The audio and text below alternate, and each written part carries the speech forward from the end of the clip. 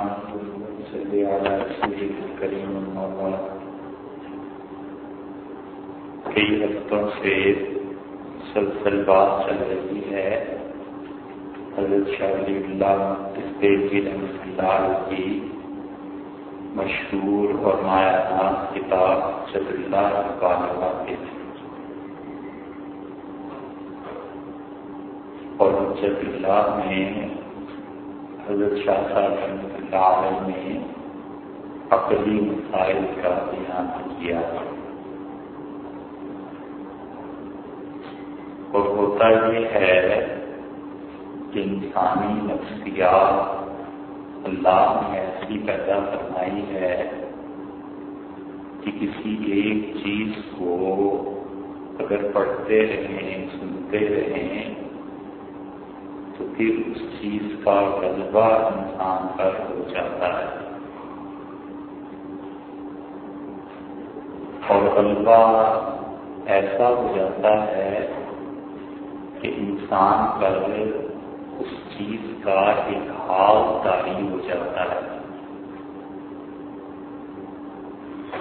اور کسی بھی چیز کا حال طاری ہو جائے انسان پہ، یہ چیز درست نہیں ہے۔ اس کی ایک مثال پہلے کی شاید کئی مرتبہ گزر چکی ہو، مگر ابن قیم رحمۃ اللہ علیہ نے اپنی کتاب زاد المعاد میں اس جگہ یہ بات تحریر کی ہے، اور لکھا ہے کہ شہر میں دمشق میں ایک بزرگ تھے، ان کے بیٹے کا انتقال ہو گیا، تو لوگ تعزیت کے لیے گئے، ہم لوگ بھی تعزیت کے لیے گئے، تو ہمارے شیخ ابن تیمیہ رحمۃ اللہ علیہ نے جب تعزیت ان سے کی کہ آپ کے صاحبزادے کا انتقال ہو گیا اور افسوس ہے، تو وہ شیخ کے وقت تھے مگر ہنستے رہے، تمہارے شیخ خاموش ہو گئے، اور انہوں نے کہا کہ آپ کے صاحبزادے کا انتقال ہوا اور آپ اس بات پہ خوش ہیں؟ انہوں نے کہا اس بات پر خوش ہوں کہ میں نے اپنے آپ کو اللہ کی رضا میں فنا کر دیا، اللہ کی خوشی اس میں ہے کہ میرے بیٹے کو لے لے، تو میں بھی اسی بات پہ خوش ہوں۔ ابن قیم کہتے ہیں جب ہم واپس آئے تو راستے میں شیخ نے ان سے کہا کہ دیکھو یہ اتنے بڑے بزرگ ہیں مگر یہ آدمی ابھی تک کامل نہیں ہے،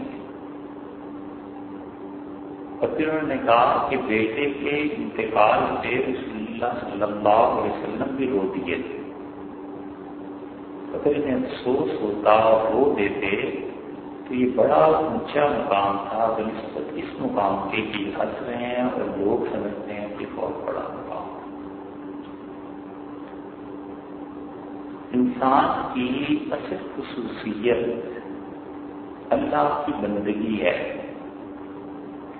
اور بندگی کے لیے اللہ نے انسان میں یہ جو جستجو رکھی ہے کہ انسان تلاش کرتا ہے کہ کیسا بنے۔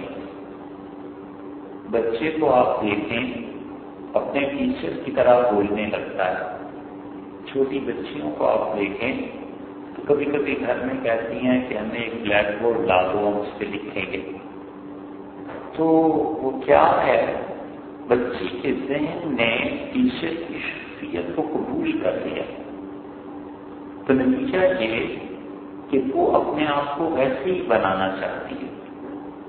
تو بندگی کا سب سے بہتر نمونہ اللہ نے رسول اللہ صلی اللہ علیہ وسلم کو بھیجا، اور لوگوں کو بتایا کہ میری بندگی اگر چاہیے اور انسانیت چاہیے تو ہمیشہ کے لیے یہ ایک نمونہ ہے اپنے آپ کو جیسا بنا۔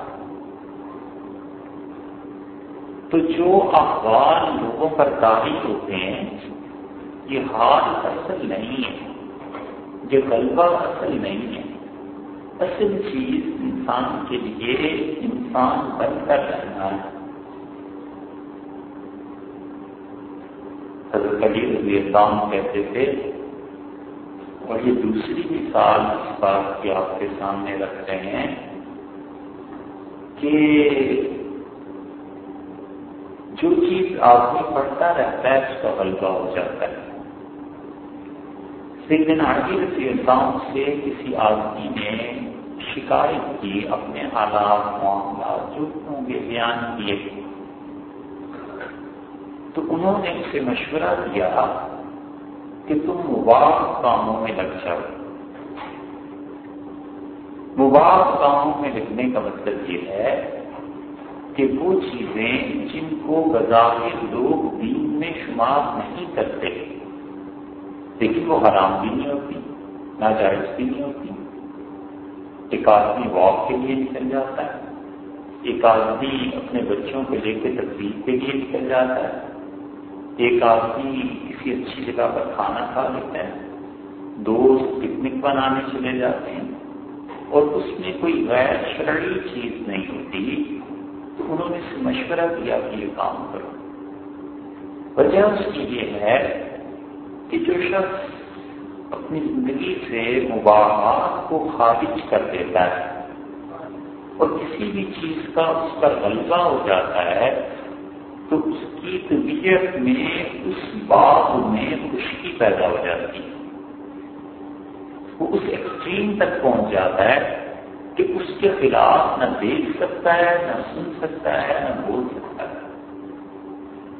حالانکہ اس انسان کو یہ چاہیے کہ وہ اپنے آپ کو حدود میں رکھے اور اپنے لیے تقویٰ کا جو بھی معیار مقرر کرے، جن چیزوں کی چھوٹ اور رخصت اللہ نے لوگوں کو دی ہے، لوگوں کو ان کے حال پہ چھوڑ دینا چاہیے۔ خوش ظاہر ہے اور وہ سمجھتا ہے کہ اس آدمی نے باہر جا کے کھانا کیوں کھا لیا، بچوں کے ساتھ کیوں چلا گیا، گھر میں اے سی کیوں لگا دیا۔ یہ سب چیزیں ایسی ہیں جو شرعاً کسی گرفت میں آتی ہی نہیں ہیں، لیکن وہ معصوم اس لیے ہے کہ اس نے اللہ کی یاد کے غلبے کو، اللہ کے ذکر کو اتنا اپنے اوپر طاری کر دیا کہ اس نے زندگی کے باقی راستے عام لوگوں کے لیے بند کر دیے۔ اور یہ کسی بھی معتدل مزاج آدمی کی طبیعت نہیں ہونی چاہیے۔ نہ ہی اللہ نے اس کا حکم دیا اور نہ ہی اللہ نے لوگوں کو اس بات کا مکلف بنایا۔ تو اتنے دنوں سے جب اللہ کی باتیں چل رہی ہیں تو خیال میں یہ آیا کہ علم جو ہے اس سے ہٹ کے بھی بات کبھی ہونی چاہیے، اور علم کے علاوہ ایک چیز انسان کا دل ہے، اور علم کی باتیں، عقل کی باتیں کبھی کبھی آدمی کو زندگی کے اس پہلو سے محروم کر دیتی ہے، اور نتیجہ اس کا یہ نکلتا ہے کہ آدمی کو اپنی اصلاح اور اللہ کی یاد، ان چیزوں کی فکر بھول جاتی ہے۔ ساری دنیا کا علم بھی حاصل کر لیا جتنا اس شخص کے لیے ممکن تھا، اور مانا کہ اپنے زمانے کا علامہ بن گیا، اور لوگوں نے واہ واہ کر دی، اور اللہ کے ہاں پہنچ کر اگر کے پاس پوچھ دی گئی کہ تم نے اس چیز میں زندگی گزاری، یہ ٹھیک نہیں ہے، کیوں ایسے کیا، کیا جواب دے؟ مولانا سلیمان گنج مراد آبادی رحمۃ اللہ علیہ بہت بڑے آدمی تھے، حضرت شاہ ولی عزیز صاحب رحمۃ اللہ کے شاگرد تھے، حدیث ان سے پڑھی تھی۔ ان کے خلیفہ تھے ماں محمد علی منجیری۔ سلسلہ نقشبندیہ کی یہ جو شاخ تھی ان میں آخری دور میں جو بہت بڑے لوگ گزرے ہیں یہ سب لوگ تھے، اور محمد علی منگیری رحمۃ اللہ علیہ نے نظرت العلماء لکھنؤ کی بنیاد رکھی تھی۔ ان کی عصمت تو جو بھی ہو، ایک واقعہ آپ سوچیں ان کا جواب تو یہ بتاتا ہے کہ اس شخص میں گہرائی کتنی تھی۔ کسی نے ان سے کہا کہ حضرت انگریز بڑھتے چلے جا رہے ہیں اور گمراہی عام ہوتی چلی جا رہی ہے، اس کی کیا وجہ ہے؟ تو انہوں نے کہا میاں کوئی وقت تھا کہ اللہ تعالیٰ کہ اس میں آگے کی تجلیات دنیا پر پڑتی تھی اور لوگ ہدایت یافتہ تھے، اور ان دنوں اللہ کے اس میں مضل کی تجلیات پڑتی ہیں کہ وہ گمراہ کرنے والا ہے۔ تو ان تجلیات کا اثر یہ ہے کہ خانقاہیں اور مدارس جو ہدایت کے مراکز ہوا کرتے تھے مساجد، وہاں سے گمراہی چل پڑی، تو اس لیے گمراہی عام ہو گئی۔ یہ ان کے معرفت اللہ، معرفت باللہ اور تصوف میں قدم راست ہونے کی بات تھی، انہوں نے اتنی گہری بات کہی۔ بہت رحمان صاحب گنج والا بادی رحمۃ اللہ علیہ کے شہر تھے، اپنے زمانے کے بہت بڑے اولیاء کرام میں سے تھے، اور جو چیز شرط گئی تھی ان میں اس کا اظہار مختلف مواقع پہ ہوتا رہا، اور وہ اصل چیز تھی اللہ کے ساتھ تعلق۔ لکھنؤ آئے تو کچھ مولوی صاحبان ملنے آئے، طالب علم کے بیچارے بچے، تو حضرت نے بلایا، جمعے کی نماز کے بعد بیٹھے ہوئے تھے، تو حضرت نے پوچھا بچوں کیا پڑھتے ہو؟ تو اس لڑکے نے کہا کہ قاضی مبارک۔ قاضی مبارک منصب کی بڑی اعلیٰ درجے کی کتابوں میں، تو انہوں نے کہا مولوی صاحب ہم نے مانا کہ تم قاضی مبارک پڑھ کے مثل قاضی مبارک ہو گئے، اتنے بڑے بن گئے، لیکن تم کبھی غور کرنا قاضی مبارک کی قبر پہ جا کے دیکھو کہ کیا ہو رہا ہے، اور جس نے 4 دن اللہ کا نام کیا اس کی قبر پہ جا کے دیکھو کہ کیا ہو رہا ہے، بڑا فرق پڑ جاتا ہے۔ علم کی وجہ سے جو کبر پیدا ہوتا ہے اس کا علاج موت کی ٹھوکر ہوتی ہے، اور علم کی وجہ سے کبر بڑھ جائے اور اس کے نتیجے میں اللہ کی لعنت پڑ جائے تو اس کا کوئی علاج کیا۔ یہ علم جتنی اچھی چیز ہے اتنی ہی بری بھی چیز ہے۔ یہ نظریہ کہ مجھے آتا ہے اور میں جانتا ہوں وہ مجھے پتا ہے، اور اس زون میں جو بظاہر درجے میں چھوٹا ہے اس کی بات نہ سننا اور اس کی دلیل کو اہمیت نہ دینا، اور اپنے علم کے مقام پر تنقید کو برداشت نہ کرنا، یہ سب علامتیں اس بات کی کہ شخص علم کی کبر میں پڑ گئی، اور علم کے باوجود گمراہ ہو جاتا ہے۔ اللہ نے کہا اضلہ اللہ علی علم، اسے علم کے باوجود خدا نے گمراہی کے راستے پر چھوڑ دیا۔ دنیا میں سب سے زیادہ باطلا نشہ، سب سے بدترین نشہ آنکھ کا ہے۔ اس آنکھ کے نشے جیسا کوئی نشہ ہے۔ گناہوں کی بنیاد خواہش ہوتی ہے، اور گناہوں کی بنیاد یہ آنکھ کا نشہ ہوتی ہے۔ اور گناہ کی بنیاد جب خواہش پر ہو تو اس کا انجام اور ہے، اور گناہ کی بنیاد اپنی ذات پر نظر ہو تو اس کا انجام اور ہے۔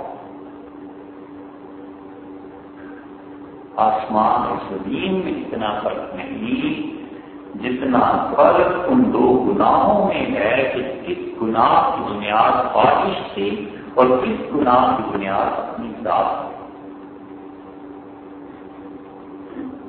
یہ آنکھ کا نشہ اتنا بدتر نشہ ہے کہ اس جیسا کوئی باطلا نشہ نہیں۔ آنکھ دیکھتی ہے اور دیکھنا چاہتی ہے، اور وہ دیکھتی ہے جن چیزوں کو بھی سب سے بدترین چیز جو آنکھ دیکھ سکتی ہے وہ اپنی ذات کی بڑائی ہے، اپنی ذات کا عروج۔ بس ساری دنیا دیکھو تو در حقیقت اس کائنات میں جتنے بھی گناہ ہیں تم غور کرتے رہنا اس بات پہ اس گناہ نے کیوں جنم دیا۔ یہ قتل، فساد، دنگا، بادشاہوں کی لڑائیاں، مملکتوں پہ چڑھ دوڑنا، ان سارے گناہوں کی اصل جا کر نکلے گی تو صرف ایک، اور وہ اپنی ذات کی بڑائی۔ یہ اپنی ذات کی بڑائی وہ علم پیدا کرتا ہے، اپنی ذات کی بڑائی یہ چیز پیدا کرتی ہے اختیار، اور آدمی کی آنکھ دیکھنا چاہتی ہے کہ تم بہت بڑے آدمی۔ اس کا انجام اور ہے، اور خواہش کی بنیاد پر گناہ کا انجام اور ہے۔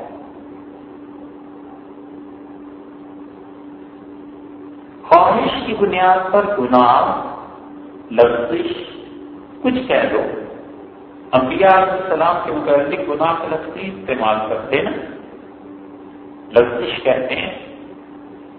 حضرت آدم علیہ السلام کے قصے کو لے لیجیے، جو لفظش اور خطا ان سے ہوئی وہ جنت میں کھانے کی تھی نا، اللہ نے کہہ دیے تھے نہ کھانا، کھا لیں، یہ خطا۔ اور پھر اس کھانے کے بعد اللہ تعالیٰ نے فرمایا کہ جسم کے جو حصے چھپائے تھے وہ کھل گئے۔ یہ سارے گناہ ان کی بنیاد خواہش ہے، اور اس کا حل کیا نکلا، انجام کیا نکلا؟ انجام یہ کہ اس گناہ کے نتیجے میں اپنی ذات ٹوٹ گئی۔ انسان کے ساتھ یہ ہوتا ہے کہ آدم علیہ السلام کی ذات کا مسئلہ نہیں تھا، مگر وہاں پر ہوا یہ کہ انہوں نے اللہ کی بات کے سامنے سر جھکا دیا، رو دیے اور کہا کہ ظلمنا انفسنا وان لم تغفر لنا وترحمنا لنکونن من الخاسرین، اگر آپ نے معاف نہ کیا اور رحمت نہ ہوئی تو ہم لوگ خسارے میں چلے گئے۔ یہ کس خطا کا راستہ ہے، یہ لائن ہے، اور انجام سے دیکھ لو توبہ ہو۔ اور آدم علیہ السلام کے سامنے ہی دوسرا دیا ہے، اس نے گناہ خواہش کی بنیاد پر نہیں کیا، اس کا گناہ اس کی بنیاد اس کی ذات کی، اس نے کہا خیر منہ میں اس سے اچھا ہوں۔ اور علم جو دلائل کو جنم دیتا ہے نا، اس نے بھی دلیل دی، اس نے کہا اسے آپ نے مٹی سے پیدا کیا، مجھے آگ سے پیدا کیا، اور آگ مٹی سے بہتر ہوتی ہے، لہٰذا میں اس سے بہتر ہوں۔ اور یہ جو اپنی ذات کا گناہ تھا اور اپنے آپ کو بہتر کہنے کا، اس کا انجام دیکھ لو، اللہ نے کہا کہ لعنت پڑے گی۔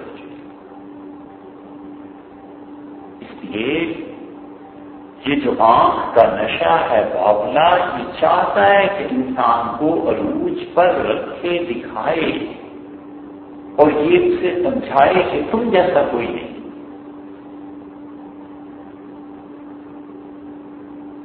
سہارنپور میں ایک جگہ ہندوستان میں علامہ محمود حسن شیخ رحمۃ اللہ تقریر کر رہے تھے،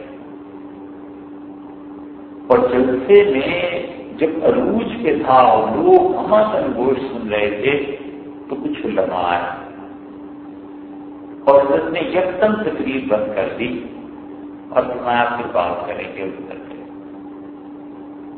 سارا مجمع حیران کہ نہیں ہوا کیا؟ جو بلانے والے تھے ان کا حضرت لوگ اتنی دلچسپی سے سن رہے تھے آپ نے کیا کیا؟ تو فرمایا وہ حضرات آ گئے تھے اس چیز ہو گئے. تو حضرت تھانوی رحمۃ اللہ علیہ کہتے تھے میں بھی موجود تھا. میں نے کہا حضرت یہی تو وقت تھا بولنے کا. یہ حضرت تھانوی رحمۃ اللہ علیہ کی استاد تھے. حضرت کر کے یہی تو وقت تھا بولنے کو. انہیں پتہ چلتا کہ آپ پر جو کتنے اعتراضات زندگی بھر کرتے رہے اور آپ کو جلدی غلط فہمیاں پیدا کریں یہ پتہ چلتا کہ یہ کیا ہے. حضرت یہی تو وقت تھا چپ ہونے کا. میرے جی میں جب آیا کہ میں آج پتہ چلے گا تو میں تو کو اب اللہ کے لیے بولنا نہیں رہا آپ اپنے جی کے لیے ہو گیا چھوڑو اس کے شیر انداز یہ تقویٰ اور یہ اپنی ذات کے معائب پر نظر تھی کہ کیا ہوتا ہے.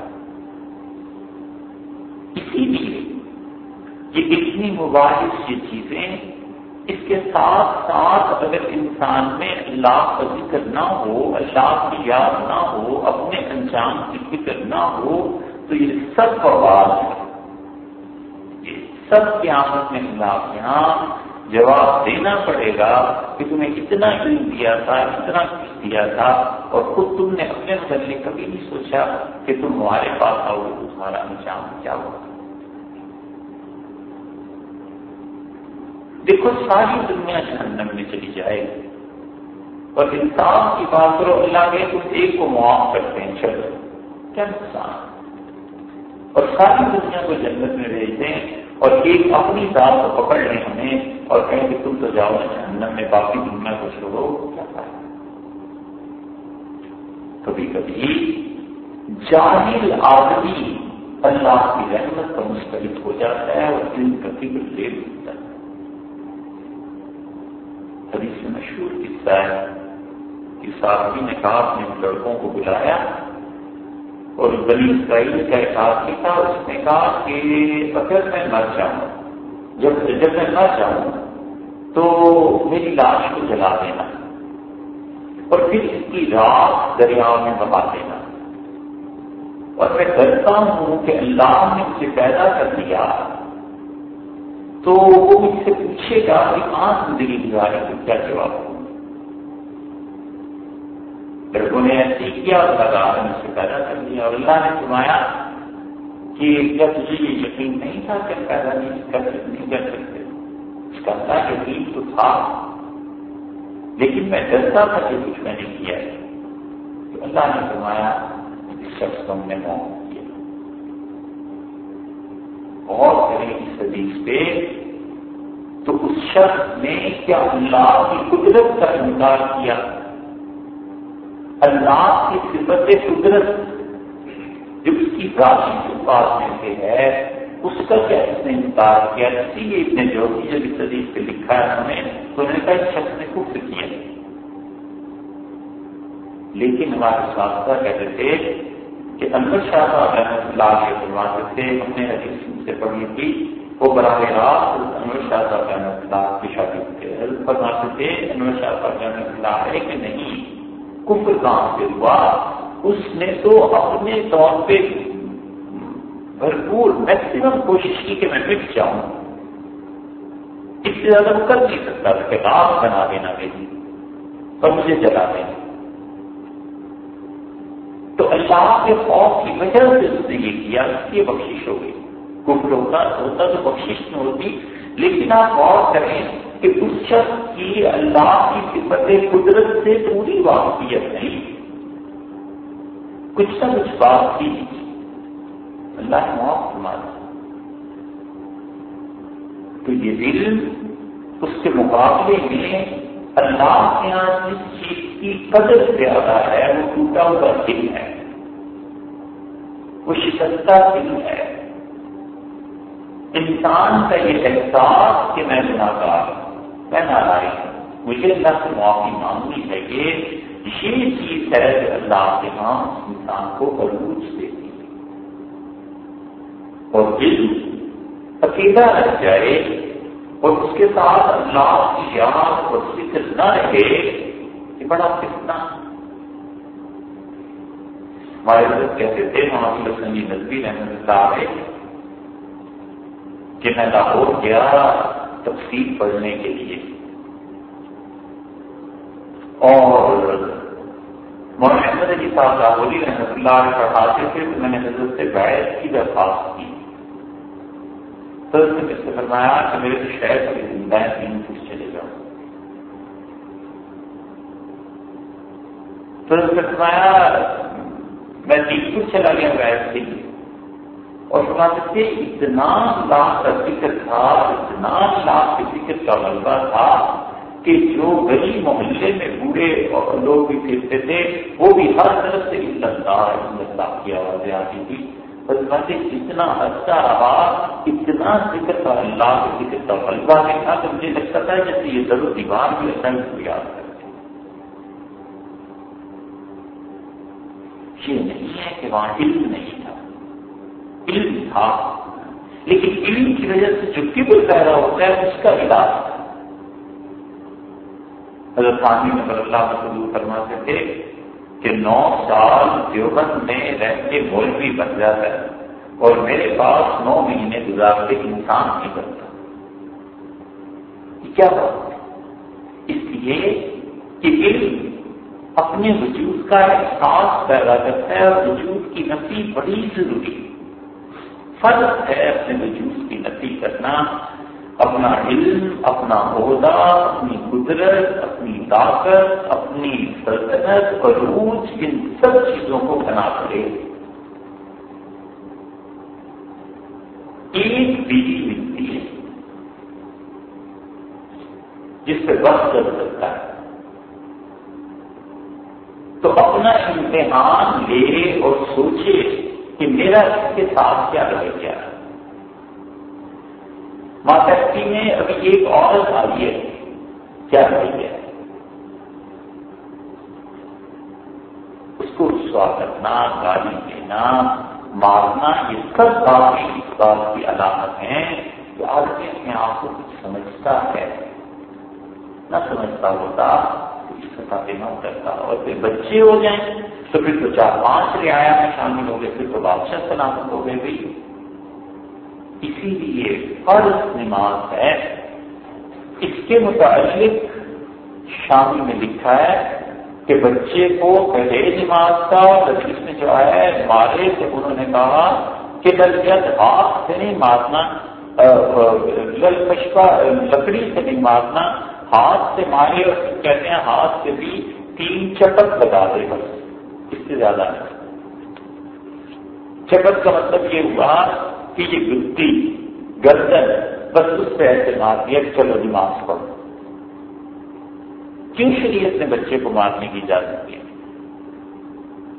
ہم حیران ہوتے ہیں کبھی کبھی یہ سوچ کے کہ بچے کو مارتے ہیں، اور بچہ اگر اپنی ماں کو معاف کر بھی دے کہ باپ کو معاف کیا، تو باپ اس سے معافی مانگے تو اپنی عزت ختم ہوتی ہے، روب ختم ہوتا ہے، دبدبا ختم ہوتا ہے، وقار ختم ہوتا ہے۔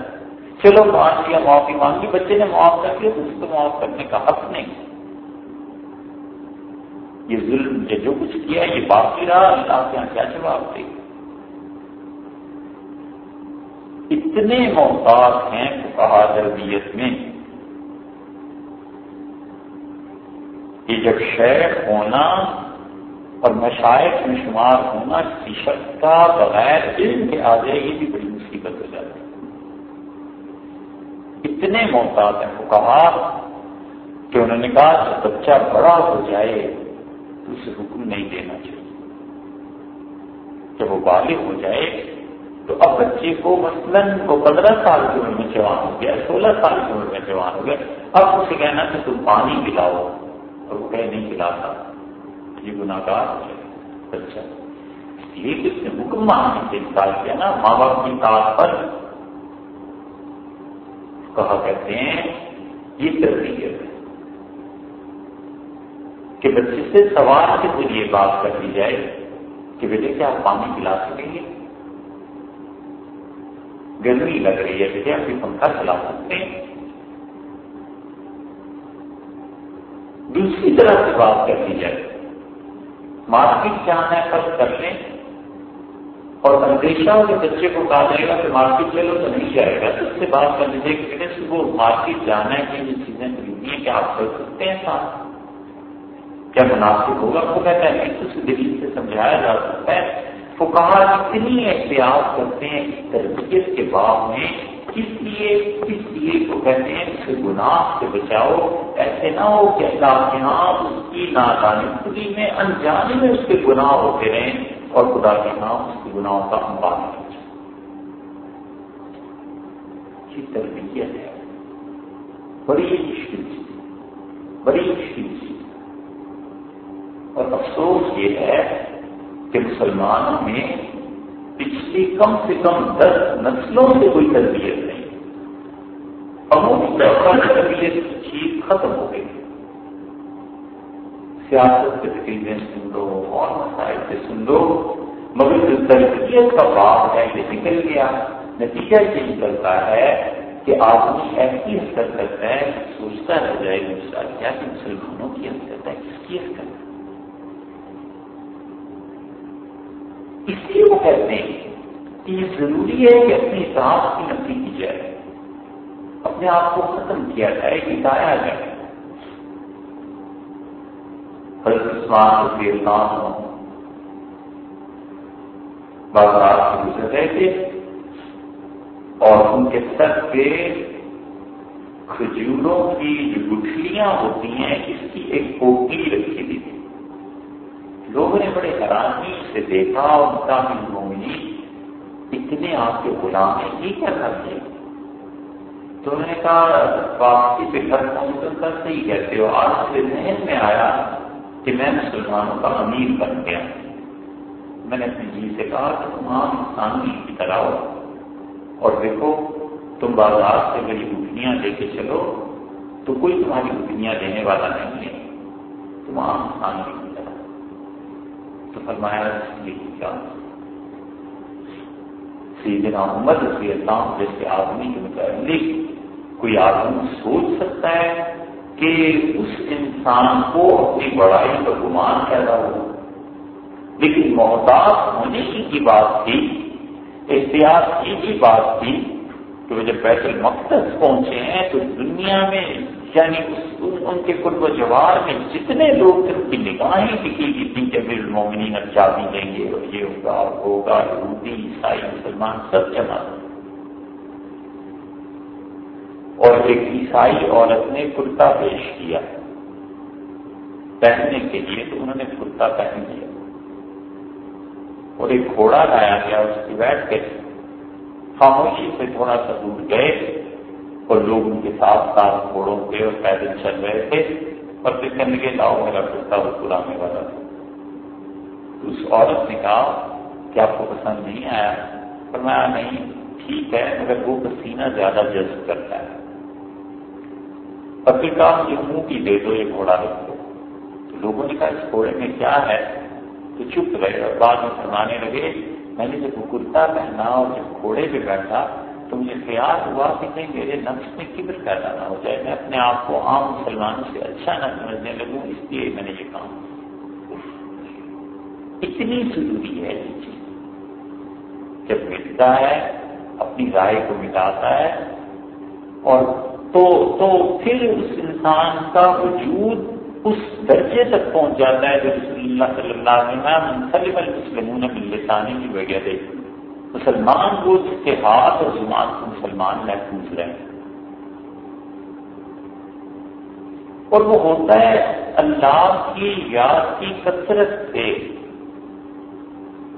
آپ کبھی غور کیجیے گا، ہم نماز پڑھتے ہیں، ہم سب اللہ کی دی ہوئی توفیق سے نماز پڑھتے ہیں تو اللہ اکبر ایک نماز میں کتنی مرتبہ کہتے ہیں؟ رکوع، سجدہ، اٹھنا، بیٹھنا، ہر جگہ کہتا ہے اللہ اکبر۔ اس کا کیا ترجمہ ہوا؟ اللہ سب سے بڑا، یہ کافی نہیں ہے۔ ہر اللہ اکبر پہ یہ سوچے کہ اللہ سب سے بڑا ہے اور میں سب سے چھوٹا، ورنہ اللہ اکبر ایسے ہی گزر جاتا ہے۔ کوئی فتویٰ نہیں دے سکتا کہ اس کی نماز کی بالکل نماز ہو جائے گی، ٹھیک ہو جائے گی، سنت کے مطابق ہو جائے گی. لیکن اگر یہ خیال رہے نا کہ میں کہتا ہوں اللہ اکبر اللہ سب سے بڑا ہے، تو اس کا مطلب ہے اس کے مقابلے میں کچھ بھی نہیں ہوں، میں سب سے چھوٹا فرد ہوں دنیا کا، تو پھر علاج ہوتا رہتا ہے. پھر جب اختیارات ملتے ہیں تو اختیار سے ڈرتا ہے کہ کہیں ایسے نہ ہو زیادتی ہو جائے، کہیں ایسے نہ ہو ایسی چیز ہو جائے، ایسی چیز ہو جائے. یہ ہے وہ بات. جتنی بھی چیزیں ہیں انسان کی طبیعت میں یہ جذبہ پیدا کریں کہ لوگ دیکھیں اور میری آنکھ کا نشہ پورا ہو، ان سے بچنا چاہیے. ان میں یہ علم ہے، یہ عقلی دلائل ہے، یہ سب صحیح ہے، جذبہ بھی آتی رہے گی انشاءاللہ چلتی رہے گی. لیکن ان چیزوں کے ساتھ ساتھ اپنی حالت پہ بھی سوچنا چاہیے، غور کرنا چاہیے کہ اللہ کے یہاں پیشی ہوئی تو میں اپنے اعمال کا کیا کر سکوں گا. اللہ تعالیٰ ہمیں اور آپ کو